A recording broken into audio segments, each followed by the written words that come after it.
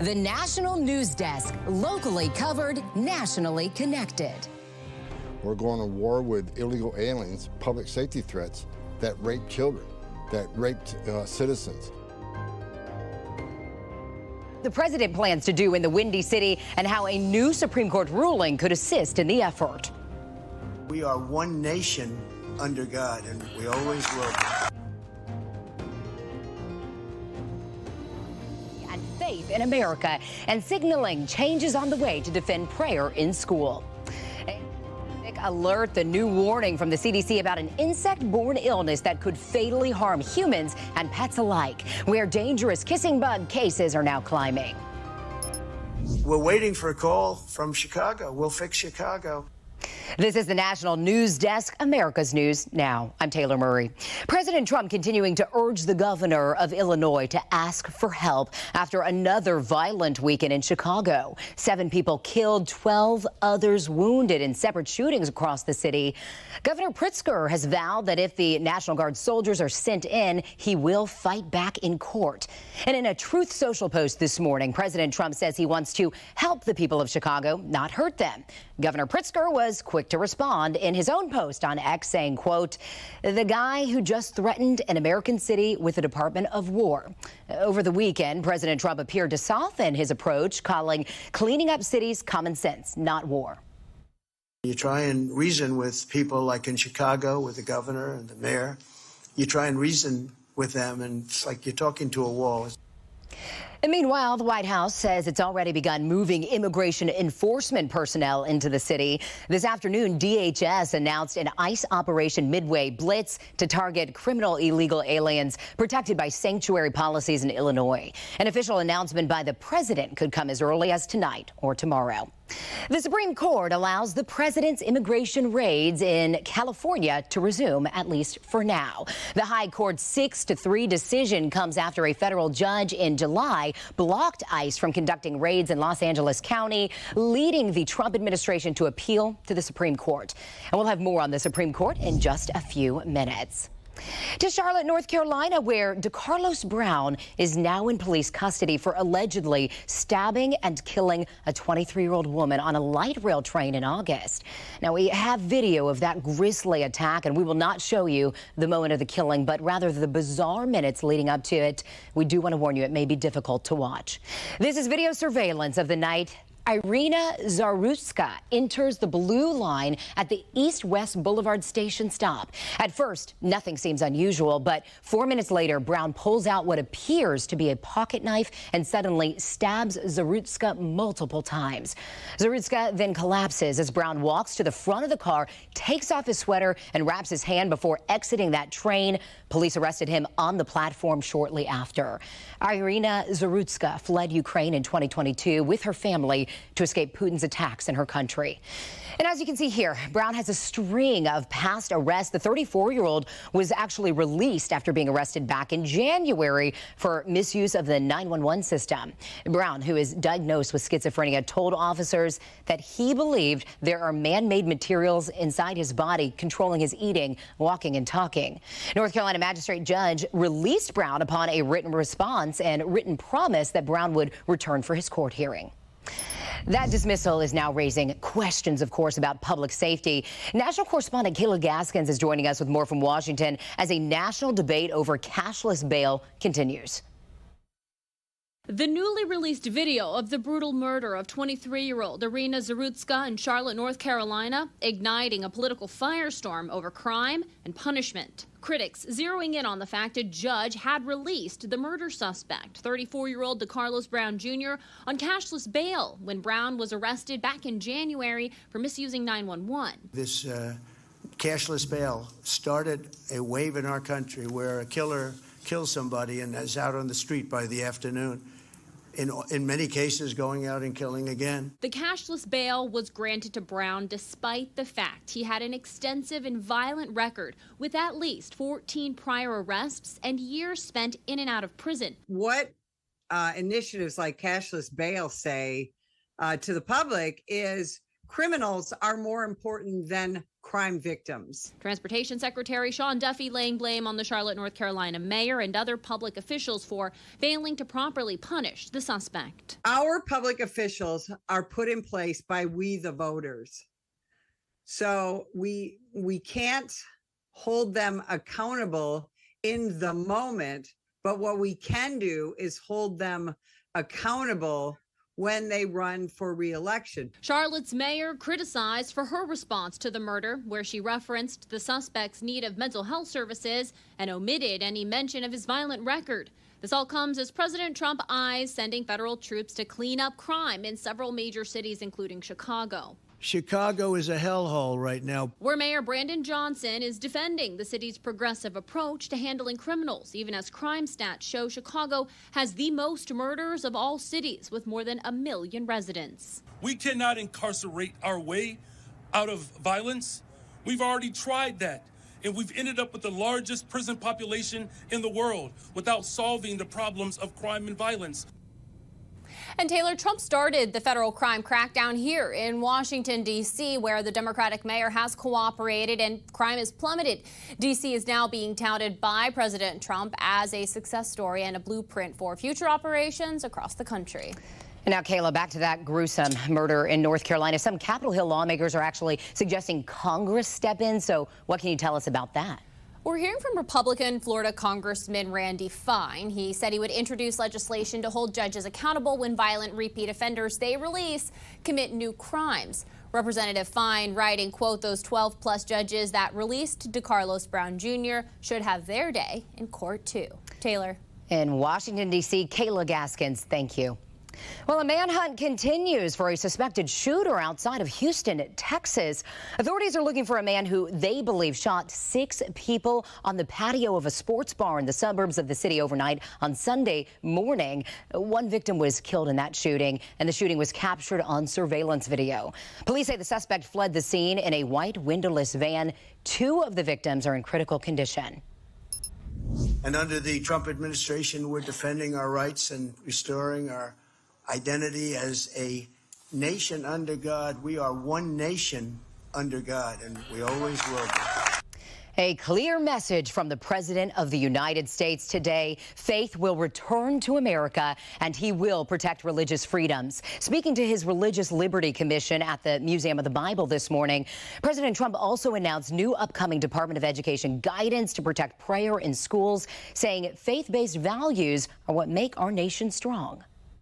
America was founded on faith, as we know, and I've been saying it for a long time. And when faith gets weaker, our country seems to get weaker. President Trump also announced he donated his family Bible to be put on display at the Museum of the Bible. The United States and 4 of its allies are working together to strengthen their borders. Today, Homeland Security Secretary Kristi Noem attended a meeting of the Five Eyes Intelligence Sharing Alliance with leaders from Britain, Australia, Canada, and New Zealand. She said they were in agreement when discussing things like combating illegal migration and trafficking and sharing information about gangs. Noem also defended last week's massive immigration raid at a Georgia Hyundai plant, many of the detainees South Korean, saying she does not think it will deter investment in the U.S. Noem told reporters it's an opportunity to reassure companies coming to this country that the United States enforces its laws. South Korean officials say they are working with the U.S. to help their detained citizens leave voluntarily as soon as possible. And 475 employees were detained on Thursday in the town of Elabel. Around 300 were South Korean. U.S. officials called it the biggest single-site enforcement operation in DHS history. President Trump even weighing in. It's a battery factory in that case, as I'm told. And, you know, when they're building batteries, if you don't have people in this country right now that know about batteries, maybe we should help them along and let some people come in and train our people to do, you know, complex things. The president also wrote on Truth Social that he's calling on all foreign companies investing in the U.S. to respect our immigration laws. Backlash is building against a different ICE raid that also happened Thursday, this one in Cato, New York. At least 40 people were detained at Nutrition Bar Confectioners, sparking protest and criticism from Governor Hochul. Today, the mayor of the nearby city of Fulton put out a statement. In part, he condemns, quote, the unjustified actions taken by the federal government. The Supreme Court is allowing President Trump to dismiss a federal trade commissioner for now as litigation against the move continues. Chief Justice Roberts blocked a lower court ruling that put Democratic nominee Rebecca Kelly Slaughter back on the commission. Kelly, one of two commissioners dismissed by President Trump this past spring. The other, Alvaro Bedoya, has dropped his lawsuit to be reseated. Kelly Slaughter says that she will see this case through to the end despite the setback. President Trump also asking the Supreme Court today to allow his administration to freeze billions of dollars in foreign aid funding. Now, a lower court ruled that more than $10 billion on pause needs to be spent by the end of the month. The administration is asking for $4 billion to remain halted as Congress considers a rescission package to remove the mandate of spending the money before September 30th. Happening today, jury selection for the attempted assassination case of President Donald Trump has begun in Fort Pierce, Florida. Defendant Ryan Ruth, who is defending himself, has already been admonished by Judge Eileen Cannon for his questioning potential jurors. Ruth began the day asking the jury pool about topics like their thoughts on a potential acquisition of Greenland or where they stand on the Israel-Hamas war. He wanted to ask one candidate if they would save a turtle who was walking across a busy road. Ruth, who is facing attempted assassination and several weapons charges, told the court these questions go towards the character of the jurors.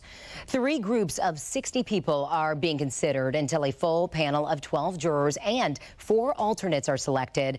Opening remarks are set to begin Thursday. In New York, an appeals court has upheld the $83.3 million judgment against Donald Trump for defaming former columnist E. Jean Carroll. The court says Trump's team did not identify any grounds to throw out the ruling, nor did they find that the district court failed to be fair and reasonable during the initial case. The appeals court says the damages are not excessive due to the death threats Carroll received after President Trump called her a liar in 2019. Still ahead, the potentially deadly insect-borne disease that's now endemic in the United States. Then the major shift happening in the housing market, why it's getting harder for people to sell their homes, and why some people are opposed to a new Tennessee law requiring gun safety lessons in schools. We'll be right back.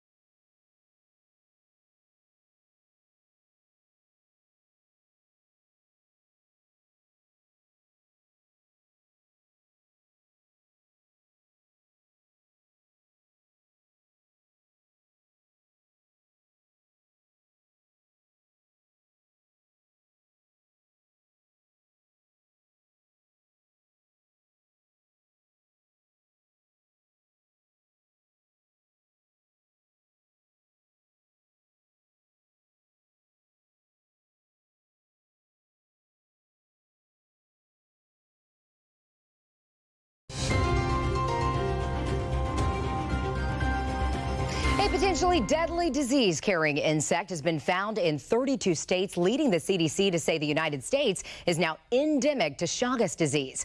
Early symptoms include flu-like ailments as well as swollen glands and facial swelling.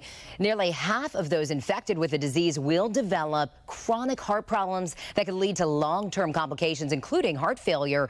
And roughly 10 to 20,000 people die a year worldwide from Chagas disease. Now, the disease is transmitted through the blood and feces of the triatamine insect, also known as kissing bug. That insect has been reported in most of the southern half of the United States. And you can see on the map here that human cases of the disease have been reported in 8 states. Another 12 states report infections in animals, mostly in cattle and pets. Now, the CDC also warns that the disease is usually underreported. Chagas is treatable with medications if diagnosed early. A shift is happening in the housing market. It's getting harder for homeowners to sell their homes. Home buyers are not willing to pay as much as before. Plus, they now have got more options because of new construction. This shifting power dynamic caused the average home price to drop in some metropolitan areas in July, despite a slight increase nationally, according to Realtor.com. Canadian Prime Minister is urging Canadians to buy from Canada and not from the United States as the soft trade war continues between the two countries. Last week, Canada halted some reciprocal tariffs against the U.S., which appeared to show a softening of trade relations. But today, Carney says the United States cannot be trusted as a trade partner. We've learned a lesson over the course of the last several months, is that our relationship with the U.S. is changing, and we can't rely on our most important trading relationship as we once did. These comments come as President Trump's tariffs are in legal limbo. The Supreme Court is reviewing whether it will hear a case that could sway the future of the president's economic agenda. The Treasury Secretary sharing new details about how much money they'd have to refund if Trump's tariffs get struck down. National correspondent Atra El-Nashar reports. There's no shortage of debate about President Trump's tariff policy. Will it usher in a golden age of American manufacturing? Or will it backfire and cause inflation to soar? Before we can know that, the Supreme Court first has to answer, is any of this legal? Lower courts ruled the president overstepped his executive authority when he relied on a 1970s Emergency Economic Powers Act to declare fentanyl and America's trade deficits national emergencies as justification to tariff nearly all of America's trading partners. It's just vital for the country, vital, absolutely. The Trump administration is asking the Supreme Court to decide by Wednesday whether they'll review the case and to schedule oral arguments for the first week of November. If the justices agree with lower courts that the president went too far and tariffs, a tax on imports, are under the purview of Congress, the administration would likely have a big mess to clean up. We would have to give a refund on about half the tariffs, which would be terrible for the Treasury. And you're prepared to give those refunds? Well, I mean, there's no be prepared. If the court says it, we'd have to do it. Since the president's first use of these emergency declarations, the U.S. has taken in about $150 billion in tariff revenue, a number that will only grow as this case plays out. I am confident that we will win at the Supreme Court, but there are numerous other avenues that we can take. They diminish President Trump's negotiating position. Those other avenues are narrowly tailored laws that cannot be applied as broadly or as quickly as the current tariff regime. A loss at the court would be a major setback for the White House, but for businesses upended by the president's trade policy, it could be the end of what's been an economically treacherous year. In Washington, I'm Atra El-Nashar for the National News Desk, America's News Now. The birthday note allegedly written by President Trump to his once friend, child predator Jeffrey Epstein, is now public. House Oversight Committee Democrats say they have obtained the note seen here in the silhouette of a woman with Trump's signature in a suggestive position, it appears. President Trump denies writing it and is suing the Wall Street Journal for reporting on it in July. 6 Israelis killed, at least 21 injured in a terror attack in Jerusalem today. The 2 suspects also killed there at the scene were identified as residents of the West Bank. Israeli police say the suspects opened fire at civilian passengers aboard a bus at a bus station. A 3rd suspect was arrested near the scene for allegedly driving that duo to the station. Hamas called the attack heroic but did not claim responsibility. Meanwhile, President Trump on Truth Social today spoke on the status of the ongoing war. The Israelis, he says, have accepted my terms. It is time for Hamas to accept it as well. He goes on to say this is the last warning. He did not say what would happen next. And there are believed to be 47 remaining hostages, as many as 20 are still alive. We have reporters all across the country and your neighborhoods covering issues that matter to you. We are taking the pulse of America, and we start in Tennessee, where children now have to take gun safety lessons in school. Harrowing moments 3 months ago after a 2-year-old boy shot himself in the head at home, according to Nashville police. The child was rushed to Vanderbilt with extreme injuries. It's situations like this one. Let's go! And mass shooting tragedies at schools in Tennessee and nationwide that prompted state lawmakers to require public school kids to take a gun safety course in class. Starting this school year, students will be taught the basics like what to do if you find a gun, notifying an adult, and firearm safety in school. Would be great curriculum for the students, I believe, and something that is absolutely necessary for our community. But some opponents say there's not enough time in an already packed instructional day. We only get this kind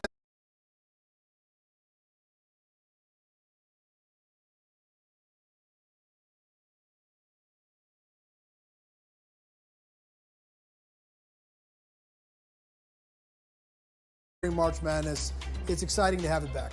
With the current decline in Las Vegas tourism, John Murray with Westgate Casino says they look forward to the NFL season and all the visitors it brings. It's very competitive nowadays. You don't need to come to Nevada or Las Vegas to bet on sports legally anymore. So what are you going to do to drive people to your casino? He adds that this has driven the casino to add new deals and specials for their guests. And only after the first week, the crowds are already bringing the energy to casinos across the valley. Michael Libinati with South Point says despite the sports betting apps, they continue to see people from all over the country and here in the valley coming in to watch and bet on the games. Out in the middle of rural Fredericksburg sits a gas station that changed a person's life forever. When I get the text message, hey, our store sold the winning Powerball, I'm like, no way, nobody believes it. So I get on my phone and I look, and sure enough, it's right there, plain as day. Somebody hit the jackpot at the Biggs gas station along U.S. Highway 290 outside Fredericksburg. They're sharing $1.8 billion with another winner in Missouri. Manager Melanie Carter says the amount of people buying Powerball tickets lately has been overwhelming. Could the U.S. be indirectly helping fund the rise of China's national defense? Coming up, a new report highlighting a problematic partnership. We're back in 90 seconds.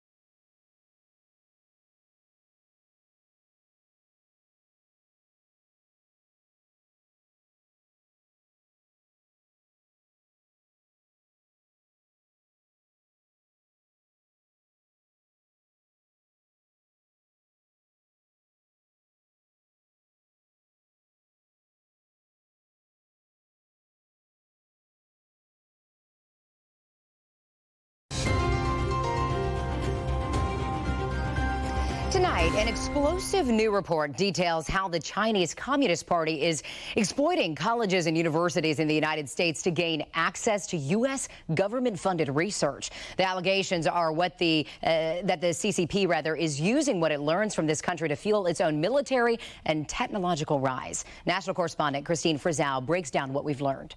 At a parade in Beijing last week, a massive display of military might from the Chinese Communist Party.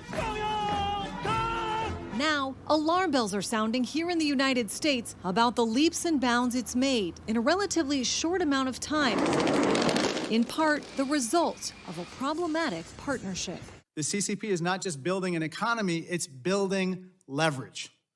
It has turned globalization into a trap and has weaponized interdependence. A brand new report from the House Committee on the Chinese Communist Party titled Fox in the Henhouse builds on the case that China cannot be trusted, with multiple examples of how China not only has access to research funded by U.S. taxpayers, but also collaborates on it. Efforts believed to advance China's goals of economic dominance, technological superiority, and military modernization, often at the expense of U.S. national security and technological leadership.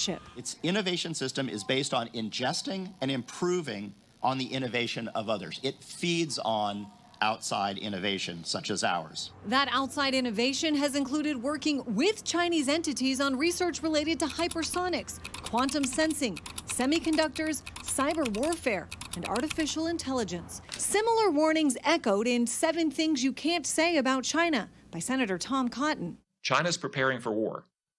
We have the strongest and most capable military in the world, but Communist China has the largest. It is undergoing the fastest peacetime military buildup in the history of mankind. For these reasons, lawmakers are warning it should not be assisted in those efforts by the Pentagon and taxpayer dollars. Now, a lot of these collaborations are taking place at U.S. universities, with new legislation in the works that seeks to prohibit federal funding for science and technology research partnering with China, with hopes of also creating a centralized system to share information. Right now, they're all individualized, a reality the report says China is exploiting. I'm Christine Frizzell for the National News Desk. Coming up, the Catholic Church now has its first millennial saint. The story of God's influencer right after this.